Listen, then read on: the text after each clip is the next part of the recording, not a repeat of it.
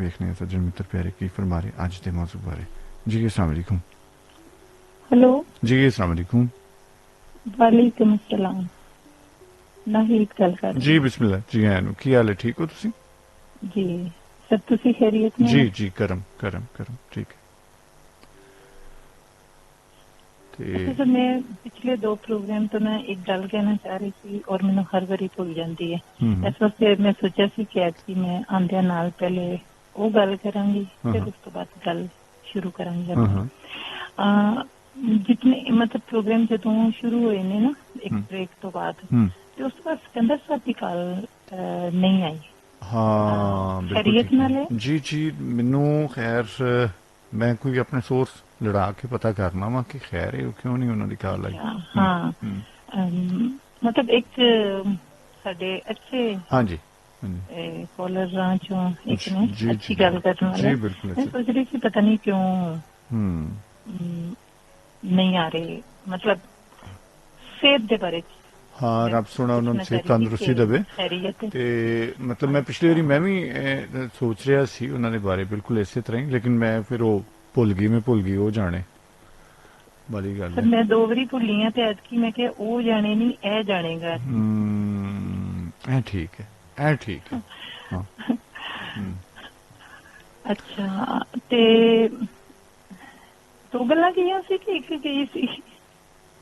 एक ही एक ही गई सी। हाँ अच्छा चलो फिर एक ही होएगी। अच्छा अगर ਤੁਸੀਂ ਅੱਛਾ ਤੁਸੀਂ ਆ ਕੇ ਨਾ ਜਿਸਲੇ ਪ੍ਰੋਗਰਾਮ ਸ਼ੁਰੂ ਕਰਦੇ ਜੇ ਇੰਨਾ ਕਮਾਉਂਦੇ ਜੇ ਨਾ ਇੰਨਾ ਕਮਾਉਂਦੇ ਜੇ ਕਦੀ ਕਿਧਰੋਂ ਗੱਲ ਸ਼ੁਰੂ ਕਰਦੇ ਜੇ ਕਦੀ ਕਿਧਰੋਂ ਸ਼ੁਰੂ ਕਰ ਦਿੰਦੇ ਜੇ ਤੇ ਉਹ ਪੂਰਾ ਟਾਈਮ ਸੋਚਦੇ ਰਹੀ ਜਾ ਕੇ ਪਤਾ ਨਹੀਂ ਟੌਪਿਕ ਕਿਹੜਾ ਹੈ ਜਾਂ ਕੀ ਗੱਲ ਹੋਣੀ ਹੈ।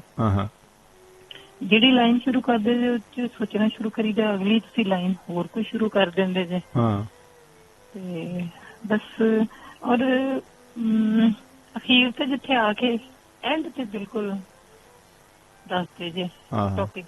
ਅੱਛਾ ਇਹਦੇ 'ਚ ਕੋਈ ਐਡੀ ਮਤਲਬ ਜਿਹੜਾ ਤੁਸੀਂ ਕਹਿੰਦੇ ਮਨ ਦੀ ਮਨ ਵਿੱਚ ਬਾਤ ਰਵੇ ਤੇ ਬਣ ਜਾਂਦਾ ਹੈ ਰੋਗ ਇਹੀ ਕਿਹਾ ਨਾ? ਜੀ ਇਹੀ ਕਿਹਾ। ਹਾਂਜੀ ਤੇ ਮੈਂ ਤੇ ਇਸ ਚੀਜ਼ ਦੇ ਵਿੱਚ ਨਾ ਇਸ ਚੀਜ਼ ਦੀ ਕਾਇਲ ਹਾਂ। ਉਹ ਮੈਡਮ ਦਾ ਇੱਕ ਗਾਣਾ ਹੈਗਾ ਨਾ ਮੇਰੇ ਦਿਲ ਦੀਆਂ ਦਿਲੇ ਵਿੱਚ ਰਹੀਆਂ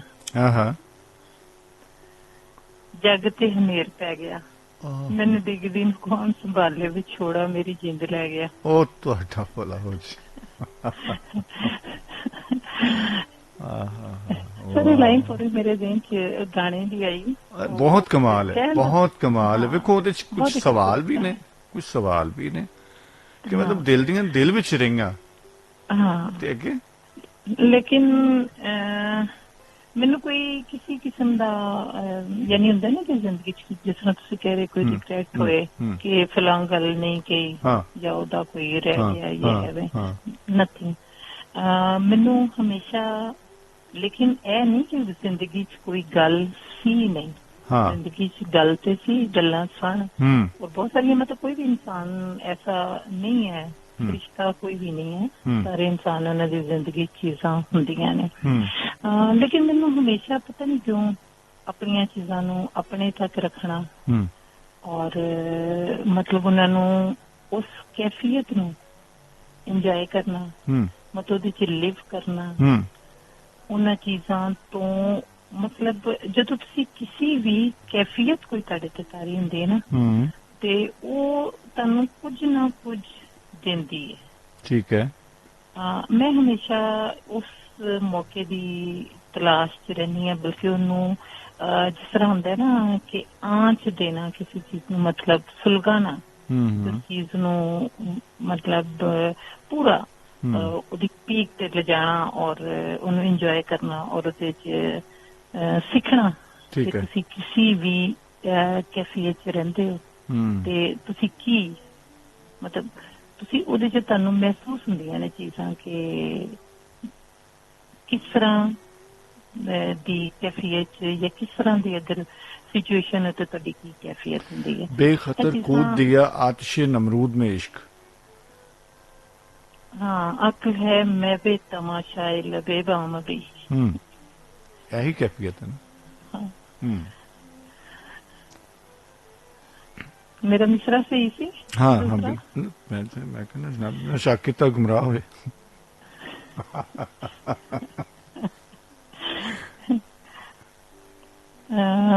ਸ਼ੱਕ ਜਿਹੜਾ ਹੈ ਨਾ, ਬਸ ਉਹਨੂੰ ਮੈਂ ਕਹਿੰਦੀ ਸ਼ੱਕ ਨੂੰ ਪੱਕ ਨਹੀਂ ਕਰਨਾ ਚਾਹੀਦਾ। ਸ਼ੱਕ ਰਹਿਣ ਦੇਣਾ ਚਾਹੀਦਾ ਹੈ। ਸ਼ੱਕ ਬੜੀ ਅੱਛੀ ਕੈਫੀਅਤ ਹੈ। ਸ਼ੱਕ ਜਿੰਨੀ ਦੇਰ ਤੁਸੀਂ ਸ਼ੱਕ ਤੇ ਰਹਿੰਦੇ ਜੇ ਨਾ, ਉਹ ਤੁਸੀਂ ਫਿਰ ਕਰੀਅਰ ਚ ਰਹਿੰਦੇ ਜੇ, ਤੁਸੀਂ ਕੁਝ ਨੂੰ ਕੁਝ ਸਿੱਖਦੇ ਰਹਿੰਦੇ, ਲੱਭਦੇ ਰਹਿੰਦੇ ਹੋ, ਖੋਜ ਵਿੱਚ ਰਹਿੰਦੇ ਹੋ, ਲੱਭਦੇ ਰਹਿੰਦੇ ਹੋ। ਤੇ ਜਦੋਂ ਤੁਸੀਂ ਪੱਕ ਕਰ ਲੈਂਦੇ ਫਿਰ ਤਾਂ ਤੁਸੀਂ ਖਲੋ ਗਏ ਨਾ। ਅੱਛਾ ਚਲੋ ਇਹ ਤਾਂ ਕਿੱਦਾਂ ਨੂੰ ਤੁਰਦਾ ਇਹ ਜਿਹੜੀ ਮਤਲਬ ਫਰਜ਼ ਕਰੋ ਜਿਹੜਾ ਤੁਸੀਂ ਕਹਿੰਦੇ ਨਾ ਕਿ ਦੁੱਖ ਹੈ ਵੀ ਜਾਂ ਨਹੀਂ ਹੈ, ਤੁਸੀਂ ਜ਼ਾਹਿਰ ਸੁਣਨ ਵਾਲੇ ਵੀ, ਤੁਸੀਂ ਵੀ ਇਸ ਚੀਜ਼ ਨੂੰ ਐਕਸਪੀਰੀਅੰਸ ਕੀਤਾ ਹੋਏਗਾ ਲੋਕਾਂ ਨੇ, ਕਿ ਜਿਹੜਾ ਵੀ ਕੋਈ ਦੁੱਖ ਹੁੰਦਾ ਹੈ ਨਾ, ਉਹ ਵਕਤੀ ਤੌਰ ਦਾ ਹੁੰਦਾ ਹੈ, ਇੱਕ ਵਕਤ ਤੱਕ ਹੁੰਦਾ ਹੈ। ਉਸ ਤੋਂ ਬਾਅਦ ਕੁਦਰਤ ਨੇ ਕੁਝ ਐਸਾ ਸਿਸਟਮ ਬੰਦੇ ਦੇ ਅੰਦਰ ਜਾਂ ਫਿਤਰਤ ਦੇ ਅੰਦਰ ਹੈ ਕਿ ਆਹਿਸਤਾ ਆਹਿਸਤਾ ਵਕਤ ਦੇ ਨਾਲ ਉਹ ਚੀਜ਼ਾਂ ਜਿਹੜੀਆਂ ਨੇ ਮਤਲਬ ਅਸਲੀ ਹਾਲਤ 'ਚ ਇਨਸਾਨ ਆਉਣਾ ਸ਼ੁਰੂ ਹੋ ਜਾਂਦਾ ਹੈ। ਠੀਕ ਹੈ। ਲੇਕਿਨ ਤੁਸੀਂ ਉਸ ਵਕਤ, ਕਿਉਂਕਿ ਉਸ ਵੇਲੇ ਤੁਸੀਂ ਆਪਣੇ ਦੇਖੋ ਕੋਈ ਕੰਮ ਵੀ ਜਿਹੜਾ ਬੰਦਾ ਆਪਣੇ ਹੋਸ਼ੋ ਹਵਾਸ 'ਚ ਰਹਿ ਕੇ ਕਰ ਰਿਹਾ ਹੋਵੇ ਨਾ, ਉਹੀ ਸਹੀ ਉਹਦਾ ਅਮਲ ਹੁੰਦਾ ਹੈ। ਲੇਕਿਨ ਜਦੋਂ ਤੁਸੀਂ ਕਿਸੇ ਕੈਫੀਅਤ 'ਚ ਹੋਵੋ, ਉਸ ਵੇਲੇ ਤੁਸੀਂ ਤੁਹਾਡੇ ਡਿਸੀਜ਼ਨ ਜਿਹੜੇ ਨੇ ਉਹ ਉਹਦੇ ਸਟਰੋਂਗ ਜਾਂ ਉਂਝ ਦੇ ਨਹੀਂ ਹੁੰਦੇ ਕਿ ਜਿਹੜੇ ਜਿਹਨੂੰ ਤੁਸੀਂ ਟੋਟਲੀ ਪੋਜ਼ਿਟਿਵ ਨਹੀਂ ਕਹਿ ਸਕਦੇ। ਤੁਸੀਂ ਉਸ ਵੇਲੇ ਮਤਲਬ ਸਿਰਫ ਆਪਣੀ ਮਨਮਾਨੀ ਜਾਂ ਜੋ ਤੁਹਾਡੇ ਅੰਦਰ ਹੈ ਜਾਂ ਜੋ ਤੁਸੀਂ ਚਾਹੁੰਦੇ ਹੋ, ਤੁਸੀਂ ਉਹ ਹੀ ਕਰਨਾ ਚਾਹੁੰਦੇ ਹੋ, ਔਰ ਉਹ ਤੁਹਾਨੂੰ ਉਹੀ ਸਹੀ ਲੱਗ ਰਿਹਾ ਹੁੰਦਾ ਹੈ। ਲੇਕਿਨ ਬਾਜ਼ੂਕਾਤ ਇੰਝ ਨਹੀਂ ਹੁੰਦਾ ਕਿ ਉਹ ਸਹੀ ਨਹੀਂ ਹੁੰਦੀ। ਦੇਖੋ ਨਾ, ਇੱਕ ਦੋ ਕਾਲਰਸ ਨੇ ਦੱਸਿਆ ਕਿ ਉਸ ਟਾਈਮ ਤੇ ਅਸੀਂ ਇਹ ਗੱਲ ਕੀਤੀ, ਲੇਕਿਨ ਔਨ ਦਾ ਲੌਂਗ ਰਨ ਦੇਖਿਆ ਜਾਂ ਬਾਅਦ ਚ ਦੇਖਿਆ ਤੇ ਉਹ ਚੀਜ਼ਾਂ ਉਸ ਤਰ੍ਹਾਂ ਪੋਜ਼ਿਟਿਵ ਨਹੀਂ ਸਨ, ਔਰ ਉਹ ਦੇ ਆਰ ਹੈਪੀ। ਕਿੰਨੇ ਲੋਕ ਨੇ ਜਿਹੜੇ ਬੜੇ ਮਤਲਬ ਸਿਆਲ ਦੁਆਲੇ ਦੇਖਦੇ ਆ ਕਿ ਵੀ ਸ਼ਾਦੀ ਦੇ ਮਸਲੇ 'ਚ ਆ ਕੇ ਰੌਲਾ ਘਰ ਦੇ ਵਿੱਚ ਪਾ ਦਿੰਦੇ ਨੇ ਕਿ ਵੀ ਉੱਥੇ ਕਰਨੀ, ਉੱਥੇ ਕਰਨੀ, ਉੱਥੇ ਕਰਨੀ ਹੈ, ਔਰ ਉਹ ਇੰਨਾ ਵਿਗਾੜ ਇੱਧਰ ਉੱਧਰ ਕਰਕੇ ਗੱਲਾਂ ਪੈ ਵੀ ਜਾਂਦਾ ਹੈ, ਔਰ ਉਸ ਤੋਂ ਬਾਅਦ ਉਹਦੀ ਕਿਸੇ ਨਾ ਕਿਸੇ ਨਾਲ ਸ਼ਾਦੀ ਹੋ ਜਾਂਦੀ ਹੈ, ਔਰ ਉਹ ਉੱਥੇ ਵੀ ਹੱਸੀ ਖੁਸ਼ੀ ਰਹਿ ਰਿਹਾ ਹੁੰਦਾ ਹੈ, ਮਤਲਬ ਕੋਈ ਪ੍ਰੋਬਲਮ ਨਹੀਂ ਹੁੰਦੀ।